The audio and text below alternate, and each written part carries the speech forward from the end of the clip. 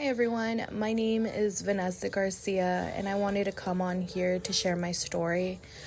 I had to deliver my baby boy Aleksander at 27 weeks due to having severe preeclampsia. He was born at UCSD Jacobs Medical Center, weighing 1 pound 11 ounces. I was told he needed to stay in the NICU until he reached his due date, perhaps even longer depending on how he was doing.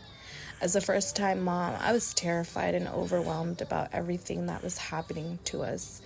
I had to deal with my own health issues even after having the C-section. I remember my mental health was so bad. I couldn't regulate my emotions, and all I wanted was to hold my baby, and I couldn't. Seeing him in the incubator just gave me so much guilt, and I would blame myself for everything he was going through. I was in a dark place, and I didn't want to seek help. While I was recovering and making my trips to the NICU, my car ended up getting hit from behind, and I didn't have my car available for some time. So I decided to put in the application for transportation through Miracle Babies. I received a phone call from Marianela, the director, and was told my application went through, and she gave me information on how the transportation worked. She also shared that they had an office in Kearney Mesa where I could shop for my baby. I remember that phone call and feeling so vulnerable that I started to cry because I was struggling, and the fact that Miracle Babies was offering their services and support was amazing.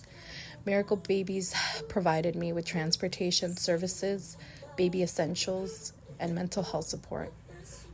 In several of those rides, I met different families with different stories, but dealing with the same situation. Our babies were sick and fighting to live. To this day, I am in contact with 2 mothers that I met on the Miracle Babies transport, and every day we get to see how far our babies have come. I can share my feelings with them and know that I am not alone. Miracle Babies mental health support groups have also been so good to me.